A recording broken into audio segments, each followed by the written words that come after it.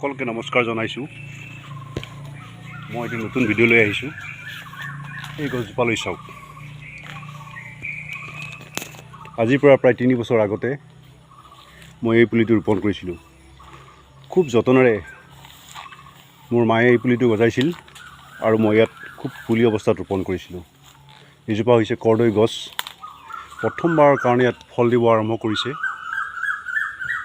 কৰ্দৈ খুব উপকাৰী এবিধ ফল। আমাৰ ঘৰতে হয় কাৰণে এই বস্তুবোৰৰ আদৰ নাই।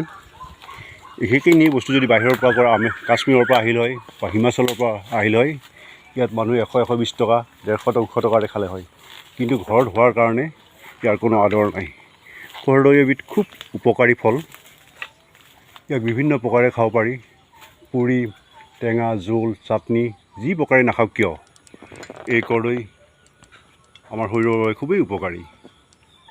ইয়াত কফ, লিভাৰ, জণ্ডিছ, বিভিন্ন কাৰণত আমি কৰ্দৈক এক ঔষধ হিচাপে ব্যৱহাৰ কৰিব পাৰোঁ। কৰ্দৈ আপোনালোকে ব্যৱহাৰ কৰিব ঘৰত। লিভাৰৰ কাৰণে, কফৰ কাৰণে, জণ্ডিছৰ কাৰণে খুব উত্তম ফল।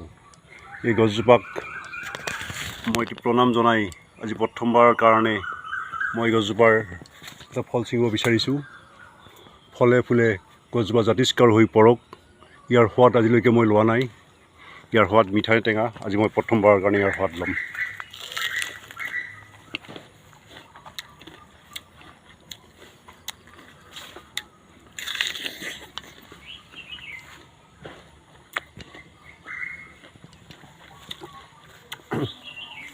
এতিয়া অপৈত অৱস্থাত আছে।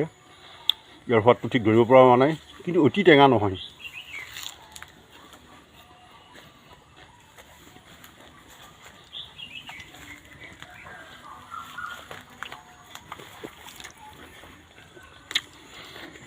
এনেকৈ আপোনালোকে কৰ্দৈ খাব।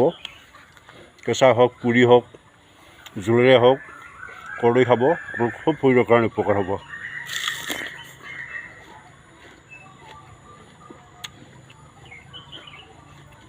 ধন্যবাদ।